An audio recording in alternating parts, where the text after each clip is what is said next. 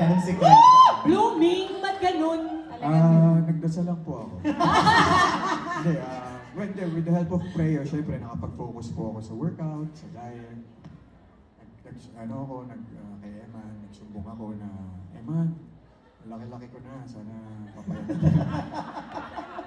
Sana po magka-jawline ako, Eman. Best friend naman kita eh. Tininig ka nga. Binigay. Binigay. Overnight.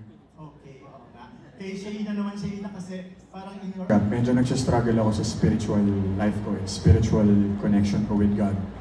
Pero habang ginagawa namin to, na nakakausap-kausap ko si Eman, how I prepare for the role, nagme-meditate talaga ako to pray para magkaroon ng connection kay God. And I do it every day before shoot or kung nasa bahay lang before I sleep.